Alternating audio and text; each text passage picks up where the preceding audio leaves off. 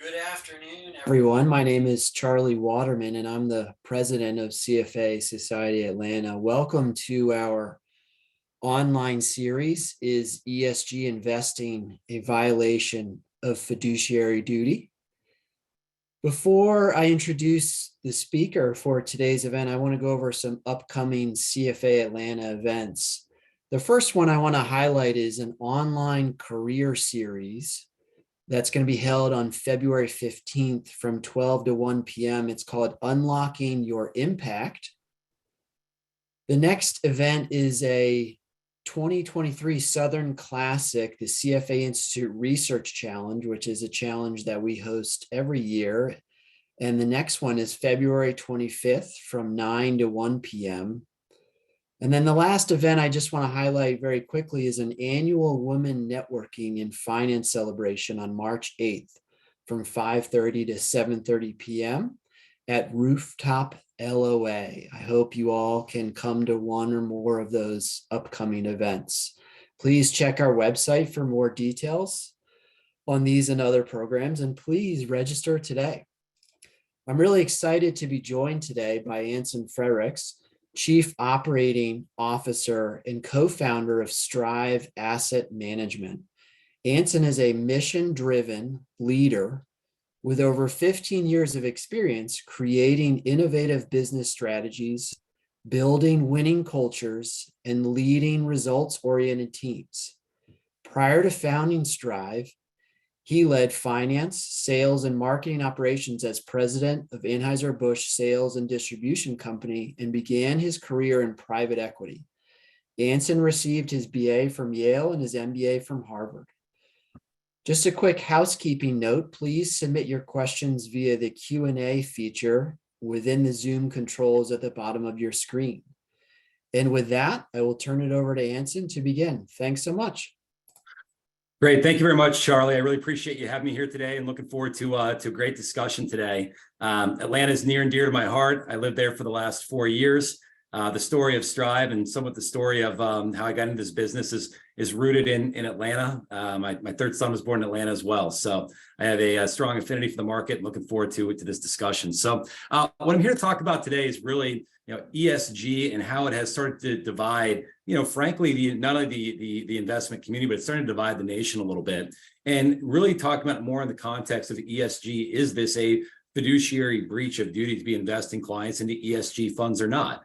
So that's what we're going to be talking about today and looking forward to a great discussion. We'll have a bunch of time for questions at the end. So, one of the things I want to kind of kick off with is first talking about what exactly is ESG. And I think one of the problems that frankly, why we're having with ESG is that it's undefined. It is a relatively nebulous term. So it's really hard to talk about ESG. Is ESG a breach of fiduciary duty or not if you can't define what it is? There is, one view of ESG that is just I will call it a ESG light view, which is like, hey, ESG, you have to have companies, they have to make sure that they're acting with environmental friendliness. They have to make sure that they're treating their employees well. That's kind of like baseline for any organization. There's another piece of ESG and how we at Strive at least define ESG. And one of the reasons that we think that ESG is becoming increasingly a divisive topic is that ESG is how it's currently applied. And this is how we're talking about it being currently applied in the corporate setting and then across America. Is it refers to the recent trend of importing contested public policy objectives such as environmental, social, or political agendas into corporate decision making. So that's how we, at least at Strive, are defining ESG today. It's not just hey, companies have to, of course, do some baseline environmental work to make sure that they're abiding by rules and regulations. Of course, they have to treat their employees well from a social standpoint. We're not talking about that as ESG. That's kind of baseline what any company needs to do. We are talking about specifically ESG in the light of talking about foisting contested public policy objectives into corporate decision making. For example, this kind of happens both through the proxy proposal process and also through corporate activism, sort of things that we're talking about, contested public policy objectives. And I'm going to talk about these sort of shareholder proposals very, very shortly, but there's a lot of organizations that are now putting, for example, racial equity audits onto companies like Apple, like Home Depot, like Lowe's, like Disney. There's a lot of these that are coming out that are asking companies to basically guarantee equality of outcomes for people, not equality of opportunities. A lot of important issues as it relates to social justice in the US, of course, but are these the right avenues and the places for companies to be adjudicating these? Or are these the right areas for people as citizens, sort of in their individual capacity to be voting for representatives and laws? Same thing, contested public policy objectives around net zero initiatives that have been foisted onto companies. Therefore, these are showing up as scope 3 emissions proposals, things at Chevron, and there's a lot of activist board members that are out there as well. There's a lot of kind of ESG as well that is showing up in terms of corporate activism, where you have large companies, BlackRock, State Street, Vanguard, et cetera, that are asking CEOs and others to get more involved and call it stakeholder capitalism, which is all of a sudden manifesting itself very much so for the folks in Atlanta. You'd be aware of this. A couple of years ago, the citizens of Georgia voted in elections for representatives. Those representatives said that you need to have an ID to vote. And all of a sudden, there were a lot of companies, specifically in Georgia, that took offense to this. And they said this is, in their words, this was Jim Crow 2.0, or this was a big step back in terms of allowing voting access. Companies like Coca-Cola got involved, Delta got involved, and frankly, Major League Baseball, as you recall, they canceled an all-star game over some of these issues that had been what we thought, kind of basically decided the ballot box, which now all of a sudden corporations and CEOs waded into the issues. Disney and the parental rights bill in Florida, another example of corporations getting involved in what we would call contested public policy issues that might not be in the best interest of shareholders. I was personally in Atlanta, and one of the stories of Strive is that when I had a lot of my neighbors started throwing out Coca-Cola, started canceling Atlanta Braves tickets because of these companies getting involved in an issue related to what citizens should decide at the ballot box, and frankly did in Georgia.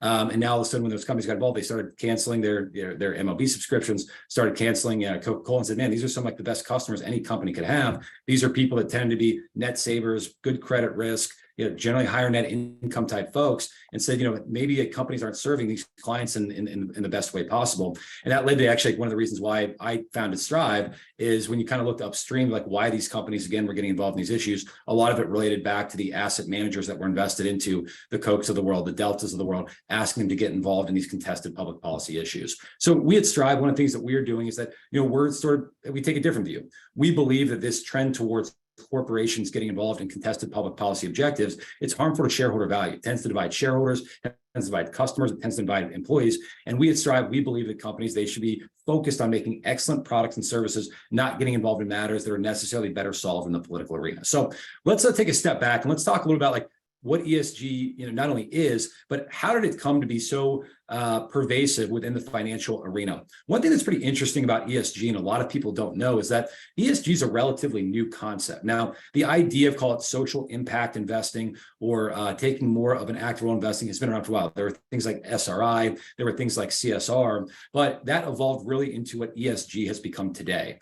ESG really didn't even exist till 2004. The United Nations, they first put together a working group to figure out how corporations and government could work closer together. The term didn't really go anywhere for a couple of years till Occupy Wall Street happens, 2008, great financial crisis. A lot of people were asking businesses to take more responsibility for societal type of issues. And so coming out of kind of the great financial crisis, you have a couple of organizations, large banks, BlackRock, others, they started picking up this idea of ESG to atone for some of the so-called sins that capitalism had produced in the early 2000s.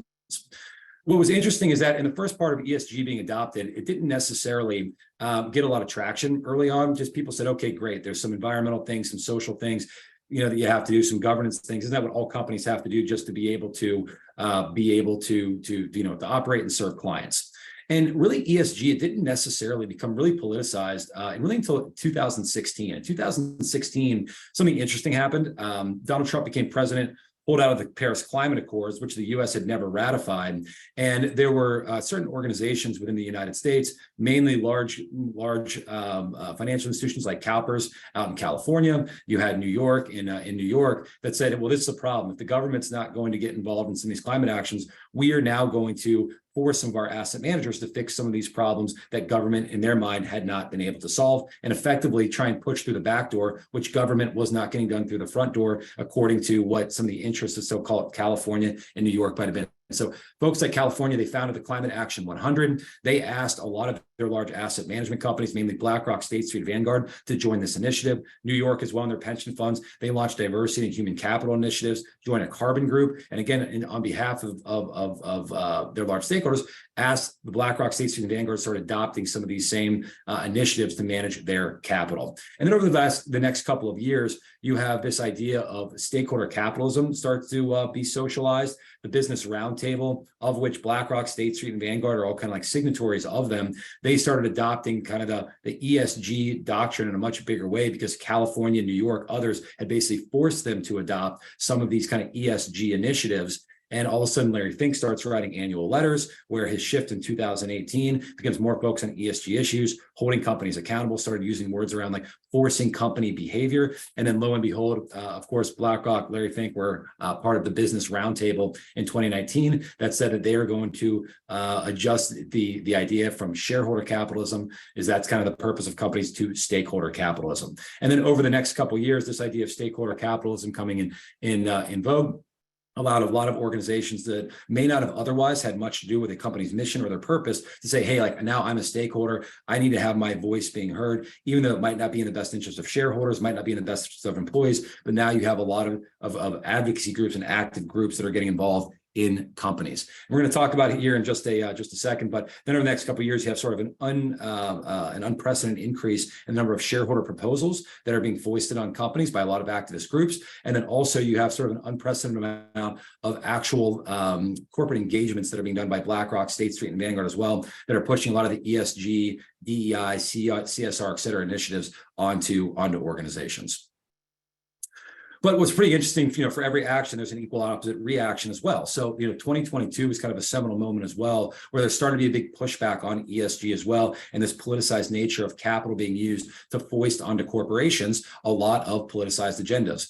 In the first quarter of 2022, there was a great op-ed by both Charles Munger and then Warren Buffett at Berkshire Hathaway, effectively said that, hey, Larry Fink, he's a friend of mine. I don't want him to be my emperor. I don't want him telling us at Berkshire Hathaway effectively how to run all of our disparate businesses and trying to push one kind of environmental and social agenda onto all of their different companies, even though each company is in different business cycles, is in different industries, has different employee bases. So therefore that they said, hey, I don't want Larry to be voting my shares, especially because it's not necessarily Larry Fink's money, it's the money of everyday citizens, firefighters, doctors, police officers, et cetera, that they manage at BlackRock. Early in 2021 as well, there was a great study by Harvard Business School talking about the inconvenient truth about ESG investing. Essentially said over the last 15 years, most ESG funds had underperformed relative to just doing a benchmark S&P 500, especially when fees are included. You had Russia that invaded Ukraine, which drove up energy prices. And then also you had a lot of European governments and asset managers that now all of a sudden we're starting to reclassify what is ESG and what's not ESG. Specifically, there used to be defense companies that they did not classify as ESG, that now they did declassify as ESG, which showed just a little bit of the fluid nature of ESG. And people tend to have it fit. It's a glove that fits whatever hand is wearing it, but it's not necessarily a consistent ideology, and there's no real idea. In 2020, in Q2, there was the Disney issue that we spoke about, where Disney got involved in parental rights issues in Florida, even though it really has nothing to do with Disney's core business. There was a lot of backlash on that. Disney's corporate engagement scores plummeted. They also had they took a share price hit, and their CEO, Bob Chapek, after a couple months, ended up having to step down by the board, and now Bob Iger's back. Elon Musk made a big issue around ESG when Tesla got kicked out of ESG ratings companies, which he just didn't understand. I think that opened a lot of people's eyes. This doesn't make a lot of sense. How can Tesla be kicked out of ESG indices when they seem to be an electric car company? It doesn't make sense. Q3, you saw a lot of greenwashing that was happening. So you had a lot of companies, Goldman Sachs, Bank of New York, Deutsche Bank, et cetera, essentially just relabeled funds that had been kind of plain vanilla ETF funds as ESG funds, put additional fees on them, and didn't necessarily do much to actually either exclude certain companies based off some ESG parameters they had, or do engagement to actually promote ESG. So then there's a lot of greenwashing backlash. Attorney generals wrote to BlackRock over the summer, asking them about their fiduciary responsibility. There's a lot of publications that started to come out talking about, is ESG saving the planet or not? There's a lot of evidence to show it's really not. And then in the fourth quarter of last year, you started to actually see some reactions where Vanguard actually quit a net zero alliance they had previously spoken about as recently as Q2 2022, where they were actually talking about the net zero commitments they had made with a lot of their utility companies, of which they're the largest owner in the US. But then by the end of the year, they quit that. And then at the end of the year, you had FTX, which imploded. And even though FTX was a company that was given higher ESG scores than ExxonMobil on corporate governance by certain agencies. They collapsed, and I think Sam Bankman, it was very publicized, mentioned that one of the reasons that he did a lot of virtue signaling, donated to the right people, was the ESG push, which he believes is also a little bit farcical. So anyway, that's a little bit of the history of the background of ESG, kind of where we are in the ESG debate and why it's all of a sudden become very divisive. What's interesting is even though it's divisive, the number of ESG proposals that continue to be submitted year over year by a lot of activists that are pushing for certain environmental or social arrangements, plus also the support that they're getting from large asset managers is increasing year over year. So 2022 is a record year in terms of the number of ESG proposals filed at companies. And then also it was 2021 was kind of the record where there was support from large asset managers. 2022 data still has not been finalized since there are votes that still happen at the end of the year. We expect the numbers to be that had remained elevated in 2022. And in 2023, we expect there to be over 700 to 800 ESG proposals filed. And then we expect a lot of the large asset management companies that have historically supported these to continue to support these because of the pressure that they feel from some of their clients, like the New Yorks, like California's, and like some of their European folks as well. Now, what's kind of interesting as well is like, why are a lot of these proposals being submitted and why are they getting the support that they have? Well, what's pretty interesting about the asset management industry is that it's actually relatively concentrated with three big players, particularly on the passive side. BlackRock, State Street, Vanguard, they control over $20 trillion worth of assets. They're the largest shareholder in 88% of the S&P 500 company. They generally control anywhere between 25 and 30% of every company in the S&P 500, and that can even be higher for some of the smaller cap companies that are out there. And what's pretty interesting, since all three of these companies have adopted very pro ESG policies, not only for their explicit ESG funds, but even for their non-explicit ESG funds. If you're a holder of IVV, which is BlackRock's S&P 500, VU, which is your Vanguard S&P 500, if you have Spiders, S&P 500, all of those actually vote and affirmatively from an ESG standpoint with proxy votes. And when those companies show up in corporate boardrooms, they all use the exact same heft of the capital they have to push the exact same ESG, DEI, and other policies onto companies as well, and don't necessarily just have to do it via votes, but can do that via over 3,000 engagements that BlackRock had last year. So that's how they're continuing to support what they're doing. They're continuing to get a lot of people that are putting up proposals because they know that they will get support from these large asset managers who have made commitments to states like California, New York, European governments as well. Plus, they have the support, frankly, the proxy advisory firms. There are two proxy advisory firms, ISS and Glass Lewis. They have a duopoly in the marketplace where they control 97% of market share, and they effectively recommend the votes to BlackRock, State Street, Vanguard, and a lot of other asset managers about how to vote on a lot of these policies as well. They're both foreign-owned companies that have adopted the ESG mantra as well. And what's really interesting about ESG also is that, not only is it the top three, BlackRock, State Street, and Vanguard, who have these pro-ESG policies, but because BlackRock, State Street, and Vanguard are not only the largest owners of each other via the index funds that they have, but they also are the largest owners of, call it, the top 10 folks that are out there. JP Morgan, Goldman Sachs, Invesco, et cetera, they put down the exact same kind of ESG proposals and force the exact same ESG mantra into all of really the top. When you go down the top list, the 20 largest asset management companies, all of them have adopted very pro ESG policies, which therefore makes them vote for a lot of these politicized proxy ballots, but also have them engage and in a way that tends to lead to companies getting more involved into politics. So we're using some examples here of what do we mean specifically. Let's get into the details here of what some of these contested public policy objectives that some of these organizations are now voting for and pushing. I'm going to give three just really quick. I'll run through them. I'll start with one last year. Last year, there was an organization called Color of Change. Color of Change is a nonprofit organization. They own $25,000 worth of Apple stock, which gives them the ability to put up shareholder proposals. Color of Change, their mission as an organization, their nonprofit, is to stamp out systemic racism and white supremacy in America. So again, these are noble goals that they can talk about and that they can ask companies to get involved with, but. The problem, and these are things that are important to discuss across the country, but what's the problem is that they are going to Apple and they're having Apple and they're saying, Apple, we want you as a company to do a racial equity audit to figure out how you have contributed to systemic racism and white supremacy historically in America. And we need you to figure out how you're going to solve that. Well, what's interesting is Apple's board of directors said, guys, like, I understand these are important public policy initiatives. These are best left for the ballot box. And we are going to recommend against this. We don't want to do a racial equity audit because it's not in the best interest of Apple or Apple shareholders. We're a technology company. We focus on creating iPads, iPods, et cetera. We don't necessarily get involved in some of these important social justice issues. So, and actually, what was interesting is that the Color of Change organization, they actually agreed with Apple's board. This had nothing to do with shareholder value. This had to do with putting a politicized objective onto an organization and having Apple, get involved in a contested public policy issue. So it's interesting then you have organizations like BlackRock showed up and said, even though they're supposed to act as a fiduciary, maximize long-term value, they vote for a contested public policy objective that Apple recommended against, and the actual people that put it up said this had nothing to do with shareholder value. Go to the next one, reduce scope 3 emissions at Chevron. Another interesting piece here. So at Chevron had a Dutch nonprofit organization started by a former refrigerator salesman. This Dutch nonprofit asked Chevron to do a scope 3 emissions report and figure out how to reduce their scope 3 emissions. What scope 3 emissions are, I'm going to go through. First, scope 1 is if you're Chevron, you're pumping oil and gas out of the ground, you want to make sure that you're capturing as much of that oil and gas where you're pumping out of the ground. That's scope 1 because you want to sell that. That's a good business opportunity.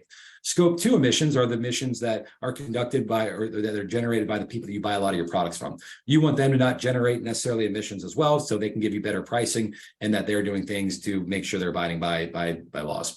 But scope 3 is, if you're Chevron, scope 3 is you are now taking responsibility for all the emissions that are downstream of your oil and gas. So if the Amazon truck is using oil and gas to deliver packages to people's houses, you are now responsible for telling Amazon that they need to reduce their emissions because you have now had a scope 3 emissions audit placed on you. This makes no sense. I mean, this is like the equivalent of McDonald's taking responsibility for the weight loss management of everybody in the United States who has ever eaten a Big Mac before. Doesn't make sense for Chevron. It's not in the best interest of their shareholders for them to necessarily reduce the emissions of people that use their product. Or it's the equivalent of Apple advocating for a tax on cell phones because there are too many cell phones being sold. Doesn't make sense. So once again, this is something that Chevron's board of directors, they recommended against. They said this has nothing to do with shareholder value. The Dutch nonprofit actually agreed. So they said nothing to do with shareholder value. This has to do with a climate agenda. And so therefore, when it didn't have to do with shareholder value, why then are the BlackRocks, Vanguard, State Streets, and you go down the list, a lot of people voting for these contested public policy objectives that's not necessarily required by law. And oh, by the way, a lot of the Chinese companies that Chevron competes against, they don't have to abide by these laws or rules here, a lot of the international folks as well. And last one, I think a lot of people are probably familiar with what happened in ExxonMobil, where there was an activist fund called Engine Number One that partnered up with BlackRock and a lot of the other firms on this piece that they put on 3 activist directors that wanted to decrease ExxonMobil's oil and gas production by 25%, as opposed to increase it by 25%, which was in line with the board at that time. And what's interesting is that,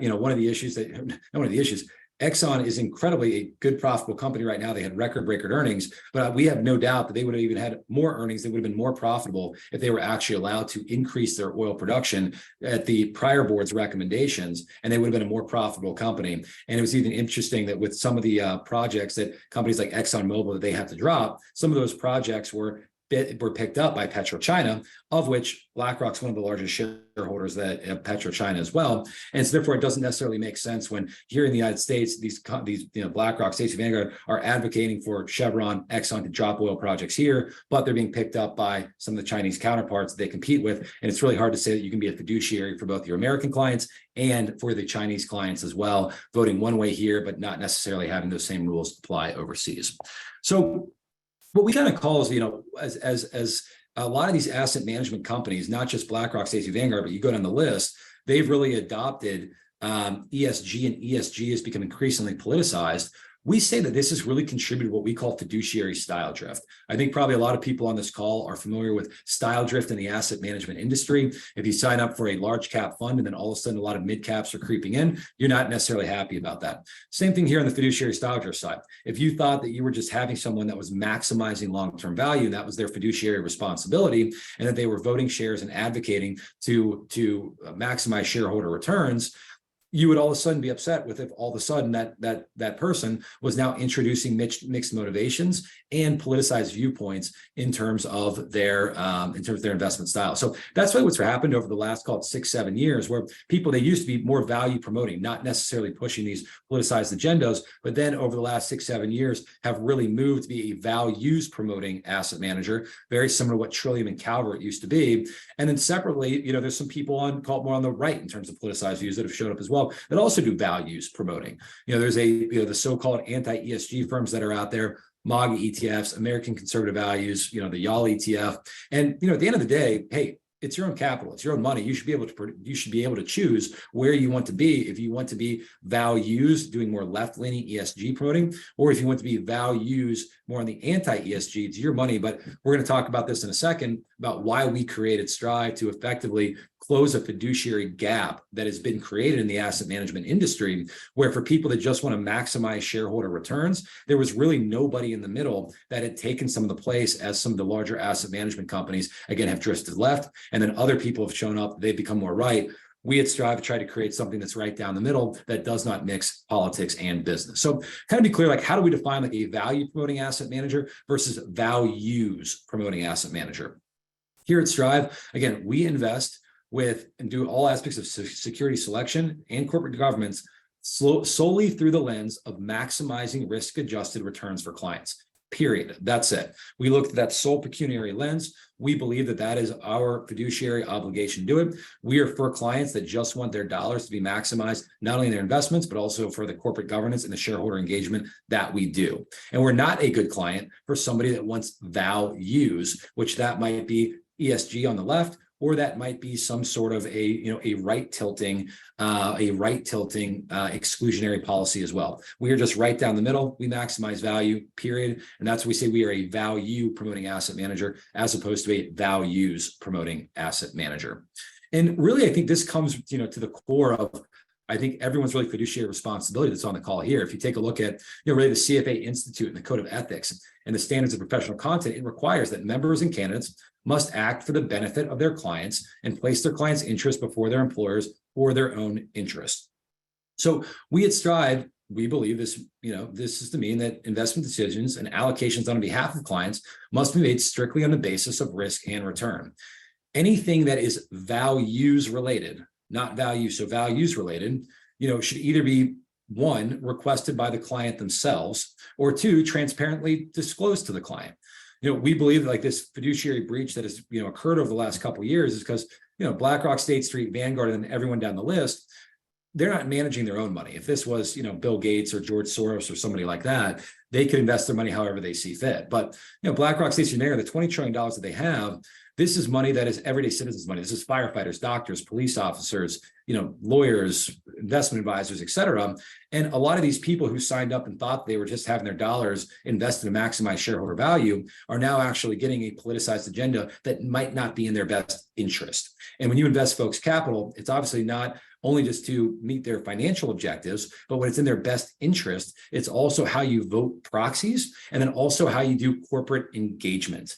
And so therefore, we think that there is a large scale called fiduciary breach going on right now, as there are a lot of people out there that just don't want ESG. They don't want those ESG values, and that you've given the choice and given the odds, they would like to have an asset management company that is effectively just looking again through the sole pecuniary lens of maximizing shareholder returns. And until those clients, they're given transparency and they're given disclosure, the ESG debate is going to continue to be a top headline in the investment industry as people's capital is being used to advance causes that are contrary to their own interest.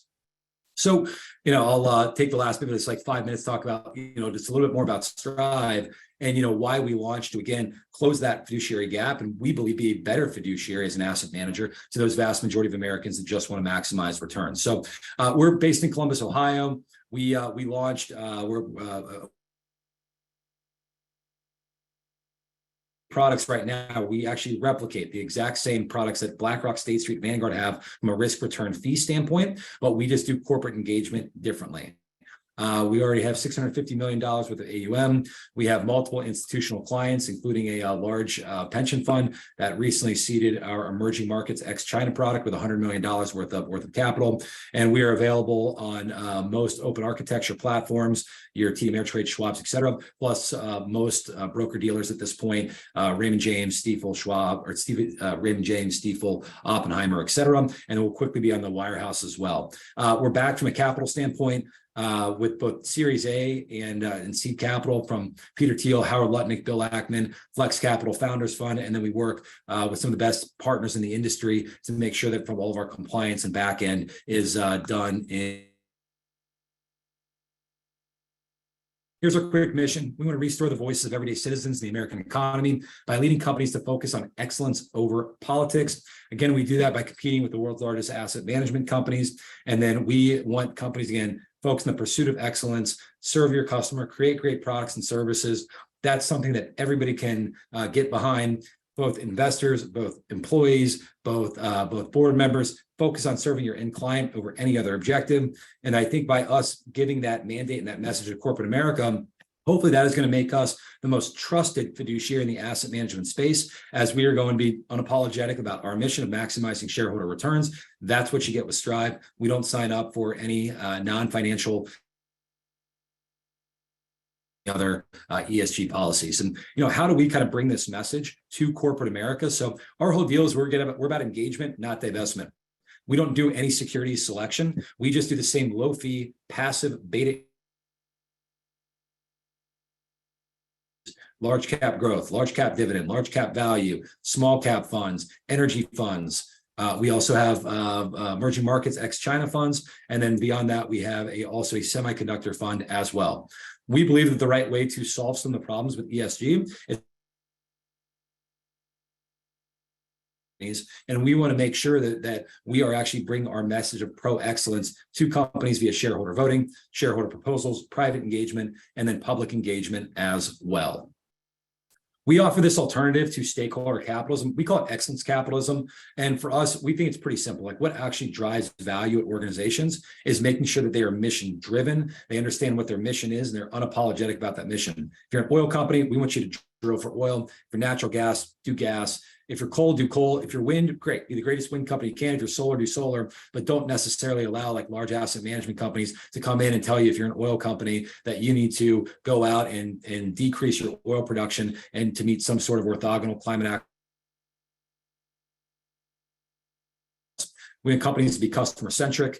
Again, in the case of Disney, when they get involved in political issues like parental rights in Florida, they saw that their net promoter score plummet, not very customer centric. Stock price has been dragging, and the CEO got fired over these issues. We want companies to be consistently innovative. We want them to be financially disciplined, and then finally, we want them to be meritocratic as well. So we don't necessarily subscribe to ESG goals around DEI and some of the other initiatives that are against the idea of meritocracy. Some of the engagements that we've had so far, so a lot of times we get asked questions like, hey, you guys are new. Are you guys able to have an impact or not? And the answer is yes. We've had a big impact so far, not only in corporate America, but in beyond. How do we do our corporate engagements? We regularly write letters in the Wall Street Journal. Apple, Exxon have met with the CEOs of Chevron and Exxon. We have 2 proposals going on right now that our board. We also have another one with Home Depot as well to actually rescind the racial equity audit that was pushed on them by other large asset managers last year. And then we worked with Exxon even last year. We met with Darren Woods, who's the CEO of Exxon, starting last October, wrote letters, engaged with them, asked them to add 2 board members to be able to have better balance on their board after what happened with the 3 climate activists that were put on in 2021. And then in December of this year, Exxon put on 2 new board members that were more qualified in the oil and gas space, which we believe will help them unlock future value at Exxon. So we're going to the industries where we feel like the Strive message will be first appreciated, and we feel like we're already having an impact in terms of some of the work that we are doing. As I mentioned earlier, we don't necessarily differentiate ourselves on risk, return, or fee, exact same products as everybody else, but just our corporate governance policy is very different. We advocate for excellence over ESG. And I think that this is, again, going to help hopefully solve some of the problems around ESG and specifically some of the problems that have come up related to greenwashing versus green smuggling. We are just doing what we say we're going to do, maximize shareholder value. We're not necessarily going to sign folks up for, an ESG fund, charge 3 or 4x the cost, and then not actually do anything about it or have some sort of opaque or unclear message as it relates to our policy on ESG, which is going to be contradictory to somebody else's policy on ESG. And you're going to have different rankings and systems that frankly are confusing for customers. And at the end of the day, the customer loses, A, because they're paying generally higher fees for these funds, but then also B, there's a lot of empirical research that's going to show that ESG tends to underperform over the short, medium, and long term. And there's also another piece as well, which we call green smuggling, even for those funds that aren't specifically ESG, but when you invest $1 in any BlackRock, State Street, or Vanguard fund, they're going to vote your shares and they're going to do, Larry Fink's going to write his letter every single year, and he doesn't, parse out that letter that says, well, this is for the ESG clients, and I have a separate letter for the non-ESG clients. There's one letter that gets sent out, and that's one policy that then gets translated down to every single large organization. We just don't do that. So this is kind of how we're going to be more transparent, and then how we're just going to focus on shareholder returns, period. Because at the end of the day, ESG, they're just risk factors like anything else. And this idea of like overweighting environmental or social risk relative to any other piece doesn't make sense for us. There's a lot of disclosure rules out there that if these environmental or social risk, if these were material risk, they would already have to be disclosed by companies. That's SEC rules and SEC guidance. So therefore, putting a higher weight on these risks relative to any of the other ones that are out there, we think again just doesn't make a lot of sense from an intellectual integrity standpoint. And we just take a look at again these risks in light of any other risks that are out there that you would have to take a look at the valuation of a company on. Also, as well, it's pretty interesting as well. A lot of times when a lot of the other asset management companies will say, well, why are we pushing ESG? They'll say it's about the long run interest. It's the long run interest of a company. But just saying something is in the long run interest of a company just doesn't make it so, without having like real empirical data driven research that actually shows why is this in the long term best interest of a company. And it's interesting when I'm just going to use one example. A lot of people are pushing a net zero by 2050 initiative. We're talking about 27 years out, that a lot of these same fund managers that say, hey, we're not smart enough to understand, pick certain stocks or do active fund management. We do more passive management, yet they know 27 years from now, what is going to happen in terms of what the world looks like, what society looks like, what politics look like, what technology's out there. And to be able to say right now that we are going to voice certain policies on companies that are in the long run best interest of them, when if you take a look at the average business cycle being 4.7 years, you take a look at the average kind of vesting cycle for CEOs, it's 3 to 5 years. Take a look at durations of generally like bond indices. Those are over the next 3 to 5 years. And it's hard enough to predict what's going to happen in the next 3 to 5 years, let alone over the next 27 years as well. So just saying something is in the long run best interest of a company doesn't make a lot of sense. I mean, even go back in time, go back to the year 2000, can imagine if you put yourself in the year 2000, when you have right after the stock market had just bursted with the first internet, kind of 1.0 boom, oil's at $10 a barrel. A lot of people said then that we were at peak oil in the year 2000. So if you divested from oil in the year 2000, well, you missed the big run up because, unfortunately, wars in the Middle East happen. Unfortunately, there's the rise of China, which contributes to more need for oil and gas. There's still wars going on with Russia, Ukraine, and you missed out on a lot of returns over that time period by if you would have divested from a certain sector. So, in terms of what's our way forward, and I think about 40 minutes was about time here. So just to kind of summarize it all up and again, kind of talk about like our view on things. We've written a great Wall Street Journal op-ed about this. And our view at the end of the day is, how do we move beyond? How do we solve this ESG debate? For us, at the end of the day, it's about disclosure and it's about affirmative consent from clients. If certain clients, they want ESG and they want those asset managers and they understand a lot of the politicized and social agendas that ESG is currently pushing, and they also understand some of the risk return parameters of systematically underweighting certain sectors or excluding certain companies, it's their money, give them ESG. If people on the other side, they want to go and they want to do invest in more call it conservative type companies, gun manufacturers, or more companies that are aligned with call it like more Christian movement. Great, give those folks the ability to do that. It's their money; they deserve to have those types of funds. But for anyone who's in the middle that says, "Hey, just maximize my returns," That's all I want, period. We believe that Strive is for those clients. And if we are actually, disclosing what kind of each bucket of options are, then it'll be a better outcome for clients, and everybody on this call will be a better fiduciary as well to their end client, and hopefully allow them to gain additional clients, because they're not only, talking about the financial piece of their portfolio, but how do they want their interest from a voting standpoint and from an advocacy standpoint coming through in their investments. So I think we're right at 12:40 there, Charlie. So hopefully that was informative.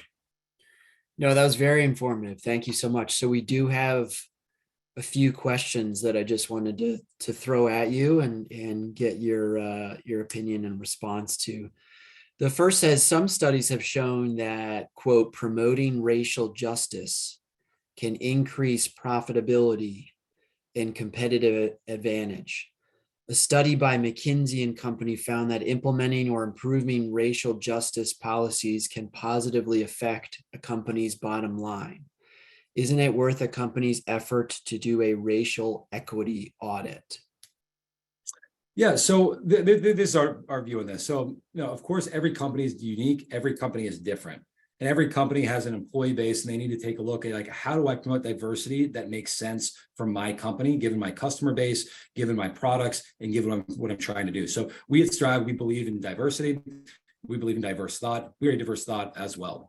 I think the problem that we run into, especially when it relates to racial equity audits, these tend to be a very politicized audit that's being done by folks like Eric Holder, Loretta Lynch. These are generally done to promote an agenda, and no company, when these are conducted, usually at the cost of millions of dollars, no company comes out looking great and saying, what company did great from a racial equity standpoint was this one. They're usually done to embarrass companies, and frankly, they open up companies to a lot of liability as well. When all of a sudden, if you're going to start putting in mandatory quota systems or other systems for people, then all of a sudden you get actually opened up to litigation from the other side saying that, hey, this is discriminatory from a civil rights standpoint against certain people, which happened in the case of Starbucks. So, of course, diversity helps in terms of promoting a workplace with diverse thoughts, diverse views. And so, but each company needs to figure out what is diversity to them. For us at Strive, we believe the diversity of thought is probably more important than diversity of immutable characteristics. But that's for each company to decide what's kind of in their best interest to help them serve their customer base, not necessarily with like audits being placed onto people, but sort of like one approach about how you're going to tackle an issue like a racial equity audit. Great, thank you. The next question says, what is the latest guidance or regulation from the DOL on this topic? I don't know if you can speak to that. No, it's a great question. So the DOL specifically speaks to ERISA plan, to ERISA law, and ERISA governs 401k plans specifically. And so there's a longstanding precedent with the DOL that said that ERISA plans, they had to invest people's savings, 401k savings, for the explicit purpose of maximizing their returns. They cannot introduce any political or mixed motivations into the investment accounts if you're at any corporation 401k. And that had been longstanding since really like the 70s and 80s. Well, recently, the Biden administration worked with the Department of Labor, and they did a study on this to say, hey, now we would actually like to introduce ESG factors into ERISA and 401k plans. And they effectively looked at a draft last summer that said, hey, we want to make sure that people can introduce these ESG factors. And originally in the draft, they said this would have to be disclosed, that ESG factors were going to be introduced into retirement saving plans. Now, in the final version of that change that said you could actually put ESG into retirement saving plans from the DOL, they removed the disclosure language. And they just removed the disclosure language because this is their words, not mine. They said that disclosure language could have a chilling effect on ESG in 401k and retirement plans, because they are aware that ESG funds, a lot of empirical evidence shows that they have tended to underperform. And they also introduce these mixed motivations that a lot of people, frankly, do not want. So they removed the disclosure language. Now, this was in November. Now, just recently, you have 25 state attorney generals that are now suing the Department of Labor for overturning that long-term precedent about maximizing employers' savings and employers' returns. And then also this piece about introducing mixed motivations without disclosure and without consent. they also realize that that is a fiduciary breach, as well as you should not be investing folks' capital in ways that's not in their best interest. So we're going to see how this plays out. My feeling is that they will probably revert back to this rule about, hey, maximize shareholder returns, and then people can take those returns and they can donate to whatever political cause they might see fit. But it's really not the Department of Labor to decide that people can just have their funds co-opt for an ESG agenda that they are not able to give disclosure, consent to. Okay, great. Next question is, how will direct investing and client-directed proxy voting impact your thesis? Yeah, I mean, we actually think that when more clients are first becoming aware of this issue, and more clients are asking like, hey, how are my shares voted? When they do direct index and they do direct investments, somebody still has to vote their shares. One of the things we actually launched last month as well is a proxy advisory business that competes with ISS and Glass Lewis. Those are the organizations that I mentioned earlier in this call. They have 97% duopoly. They do a pro ESG investing. And for those clients that do a lot of direct investing, that might do SMAs, that they are actually still now saying, hey, who's voting my shares? How are my shares being voted? I want to make sure that I'm represented. So now we have a choice. We work with Broadridge, we work with their Proxy Edge business to actually offer a Strive voting slate. A lot of states as well don't use ETFs. There's a lot of state clients out there that we're currently working with that have said like, hey, I don't use ETFs, or I just have single stock exposure, but can I use your voting recommendations? And we say, that's great. So we have actually like a side service that actually does this proxy voting business that uses Strive's recommendations on proxies for those clients that wouldn't use our ETFs, don't use passive products, but they use more of that direct indexing. So that's a solution for us if those clients want it. But if there are clients out there that just do direct indexing, don't care about this, then you're right. Then they wouldn't either have our products, or they wouldn't have our competitor products either. Okay. So the next one from one of our attendees says, my experience with talking to especially large cap CEOs about ESG is that number one, they are not very well informed about their company's ESG programs. And number two, they are very defensive in responding to ESG questions that are politically motivated or debated. What is your experience with these CEOs? Yeah, so I think behind closed doors, I think most CEOs, frankly, want the whole ESG debate to go away. I think they feel like it's a distraction for their business, and it's a distraction for their mission. When we met with both Michael Worth at Chevron and then Darren Woods at Exxon, both of them were later that week at Bloomberg and said, hey, they were asked about Strive, who's a new shareholder. And they said, hey, we welcome new shareholders. We welcome this diverse view. I think that there has been a loss of open debate and free speech within capital markets about what is the best way to actually not only maximize shareholder returns, but then also the best way to operate our business to make sure that we're abiding by all environmental laws and making sure that we're serving our end customer. So most CEOs in private will say, we agree with you guys. We actually think there's way too much focus that's placed on these initiatives. It's becoming way too politicized, and it's a distraction. And we as organizations, we don't want to serve every social issue. We don't want to have to get involved in parental rights issues in Florida. We don't want to get involved in voting rights issues in Georgia. We don't want to get involved in free speech issues on the internet. We don't want to get involved in firearms. We don't want to get involved in discussions on Second Amendment or abortion or you name it. We don't. We would just prefer to focus on our mission. So we agree with what you guys are doing. And I think more CEOs are actually going to come back around to our viewpoint and say, you know what, guys, we're just here, here's our mission as a company. This is what we stick to. I'm not necessarily going to talk about one of these, social or political issues that have nothing to do with my mission. And I think that since we at Strive have emerged, people are now more courageous to say that. Whereas, the last couple of years has been a lot of fear, not only in asset management, but in corporations, to not be able to discuss freely and openly their views on certain topics or politics. But we feel like courage is contagious as well. And there's been, I think, a lot of courage that has emerged over the last 6 months where people have just said, guys, I'm not going to talk about, this social issue or this political issue, or this might not be in the best interest for our employees or for other people. And now we just want to focus on our mission. Let's get back to business. And we feel like that's where the pendulum's going. We were just at the forefront of it. I think most, again, CEOs kind of agree with our viewpoint. They don't want to ostracize, half their employee base, half their customer base, half their shareholder base every single time one of these politicized positions comes up. And that's, a real reason that, again, you have boards like Apple recommending against racial equity audits. You have boards, Chevron recommending against scope 3 audits. You have a lot of management teams that are recommending against these politicized views because they're not in the best interest of shareholders. It's a distraction. It tends to bring more negative light to companies than positive lights to companies, as CEOs are kind of aware of a lot of these issues, and they just don't need other organizations, generally trying to foist an agenda.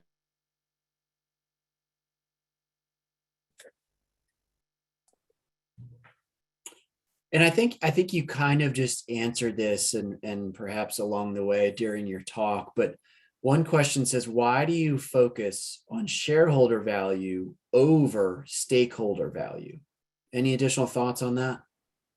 Yeah. I mean, from a shareholder standpoint, like at the end of the day, like it's the shareholders, actually, it's the owner of capital. And the owner of capital is like, that's what companies are to serve. Hey, you're actually serving your shareholders. And by maximizing shareholder returns, how do you do that? It's by serving your customer. How do you serve your customer? You make great products, great services, so your customer is going to come back again and again and buy your product. And a customer is not going to come and buy your product if you have a harmful product, if you're a company that is espousing certain views that are far extreme routes of the mainstream. So like just inherent in focusing on that customer, creating great products and services, that's going to drive shareholder value for the actual owners of capital. The problem with stakeholder capitalism is that it invites a lot of organizations and people into your boardroom that frankly have like nothing to do with your business and might not have the best interest of your customers in mind or of your shareholders in mind. And that's the problem. When a lot of these activist organizations, they put proposals onto boards, it's again, not in the best interest of the company and their shareholders, their employees, or in a lot of cases, their customers. Like why should Chevron again be reducing its scope 3 emissions, telling its customers not to buy its product? That's not in the best interest of them. And by way of and also like if they're restricting their product, that's driving energy prices higher, oil prices higher. Like that's a problem. And so we say like you should serve your shareholders because that is ultimately you're serving your customers. You're competing in a capitalistic way. Capitalism is the system, frankly, known to humankind. The best system known to humankind to raise hundreds of millions and billions of people out of poverty by creating new innovation, new technology. Let sort of the capitalist and business world solve problems. Don't necessarily have these so-called stakeholders that might not have your best interest in mind try and solve problems that distract you from your mission. Gotcha. The questions keep coming, so I'll keep asking. You mentioned that ESG underperformed over the last 15 years. How about the last 10? Did ESG not track positively with growth outperformance, parentheses, versus value?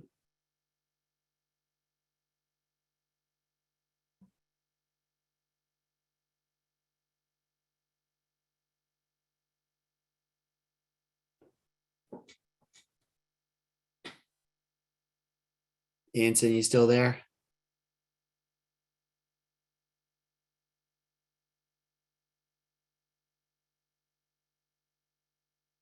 At least he's smiling on his frozen picture.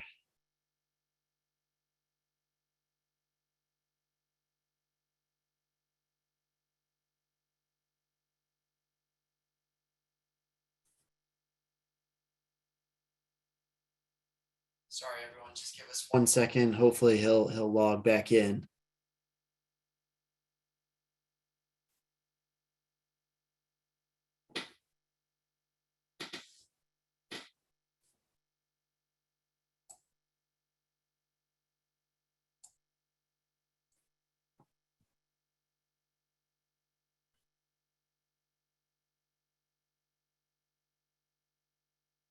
Give him a minute to sign back in.